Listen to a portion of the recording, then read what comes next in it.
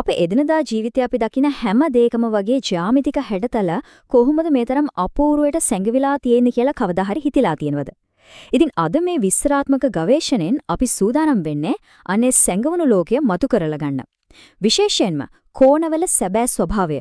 ඒ කියන්නේ නොසෙල් වෙන ස්ථිතික කෝණ සහ නිරන්තරයෙන් වෙනස් වන ගතික කෝණ කියන්නේ මොනවද? ඒ වගේම ඒවට නිවැරදිව නම් තියෙන කොහොමද කියන එක ගැන අපි අද කතා කරනවා.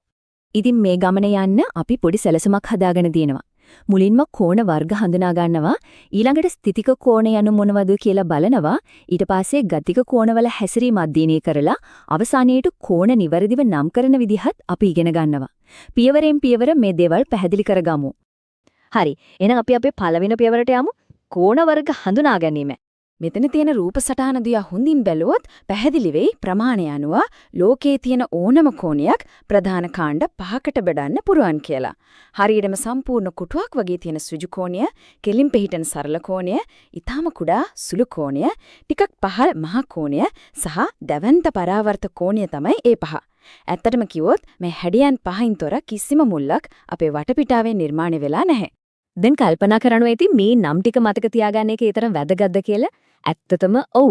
මෙතන තියෙන වැදගත්ම රහස තමයි මේ සරල වචන පහ. ශ්‍රිජු, සරල, සුළු, මහා සහ පරාවර්ත කියන මේ වචන ටික අවබෝධ කරගත්තාම සැබෑ ලෝකයේ අපිට හමුවන ඕනෑම මුල්ලක් හෝ රේඛා දෙකක් ඡේදනය වෙන ඕනෑම තැනක් හරියටම වර්ගීකරණය කරන්න අපිට පුරුවන් වෙනවා. මේක හරියටම ජ්‍යාමිතියේ රහස් භාෂාව ඉගෙන ගත්තා වගේ වැඩක්. දැන් අපි අපේ දෙවෙනි පියවරට යමු. මොනවද මේ ස්ථිතික කෝණ කියන්නේ? ඒ කියන්නේ නොසෙල් වෙන හැඩතල ගැන අපි දැන් විමසා බලමු. මේ උදාහරණ දිහා පොඩ්ඩක් බලන්නකෝ. ගණිත පොතේ අර ඝනකම් ධාරය, ගොඩනැගිල්ලක වහලේ තියෙන තියුණු මුදුන, එහෙමත් නැත්නම් කරත්ත රෝදයක ගරාදිය අතර තියෙන ඉඩ. මේ හැම දෙයක්ම එකම විදිහයි නේද? මේ හැම දෙයක්ම තමන්ගේ ස්ථානයේ දැඩිව කිසිම වෙනසක් නැතුව, ඒ කියන්නේ සම්පූර්ණයෙන්ම අගුළු වැටිලා වගේ පිහිටිලා තියෙන බව තේරුම් යාවි. ඉතින් මෙතන තියෙන අපූර්වම කාරණය මොකක්ද දන්නවද? අර ලී කරත්ත රෝදය කන්දක් පල්ලෙහාට කොච්චර වේගයෙන් පෙරලීගෙන ගියත් ඒ ගැරාදි දෙකක් අතර තියෙන කෝණය, ඒ කියන්නේ ඒ පරතරය කිසිම විදිහකින් වෙනස් වෙන්නේ නැහැ. අන්න ඒකයි නියවය. වස්තුව කොතරම් චලනය වුණත් කෝණය නියත අගයකම පවතිනව නම් ඒක කිසිසේත්ම වෙනස් වෙන්නේ නැත්නම් ඒවා ඊටමත් අලංකාරවත් ලෙස ස්ථිතිකව පවතිනවා කියලා අපිට නිශ්චිතවම කියන්න පුළුවන්. හරි. එහෙනම් නොසෙල් වෙන දේවල් ගැන කතා කළා ඇති. අපි අපේ තුන්වෙනි පියවරට යමු. ගතික කෝණවල හැසිරීම. ඒ කියන්නේ අඛණ්ඩව වෙනස් වන කෝණ ලෝකයට අපි දැන් පිවිසෙමු. මෙතනදී නම් කලින් කතා කරපු දෙයට වඩා සම්පූර්ණයෙන්ම වෙනස් ගොඩක් ක්‍රියාශීලී තත්වයක් දකින්න ලැබෙනවා. කල්පනා කරලා බලන්න කතුරක් නැත්තම් නිතරම ඇරෙන වැහෙන දොරක් එහෙමත් නැත්තම් ඔරලොස්සුවෙන් නිරන්තරයෙන් චලනය වන කටු දිහා බලන්න. මේ දේවල් වලදී ඒවායේ භෞතික චලනයන් හරහා කෝණයේ විශාලත්වය තත්පරයෙන් තත්පරයට වෙනස් වෙනව නේද? ඒ අනුව මේ ගතික කෝණයක් නිර්වචනය වෙන්නේම යම්කිසි ක්‍රියාවකින්. යන්ත්‍රයක් හෝ වස්තුවක් ක්‍රියාත්මක වෙනකොට ඊට අදාළ බාහුව අතර තියෙන ජ්‍යාමිතික පරතරය එක්ක සක්‍රියව පළල් වෙනවා, එහෙමත් නැත්නම් පටු වෙනවා. ඔව්, ඇත්තටම අපේ එදිනෙදා ජීවිතයේ සිදුවන ගොඩක් චලනයන් පාලනය වෙන්නේ මේ කියන ගතික කෝණ හරහා තමයි. මේ සංකල්පය තවත් පැහැදිලි කරගන්න අපි පොඩි අත්දැක බැලීමක් ගැන කතා කරමු. මේ පොල් ඉරටු පරීක්ෂණයෙන් මේක ඊටම සරලව ඔප්පු වෙනවා. හිතන්න නවාගත්තු අමු පොල් ඉරටුවක එක කොටසක් මේසේ මතේ තදින් අල්ලාගෙන අනිත් කොටස අපි හිමින් සීරුවේ කරකවනවා කියලා.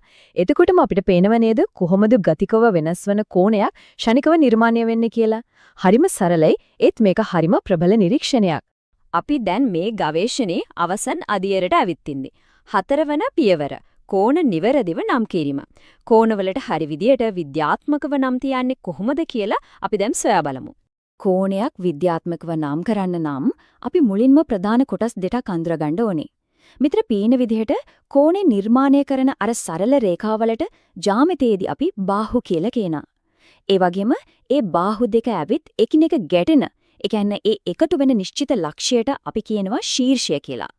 මතක තියාගන්න මේ නිවැරදි වචන භාවිතය ගණිතයේදී අතිශයින්ම තීරණාත්මකයි. ඉතින් මේකත් එක්කම ජ්‍යාමිතියේ ස්වර්ණමය නීතියක් ඉස්මතු වෙනවා. බලන්න මේ සංසන්දනය.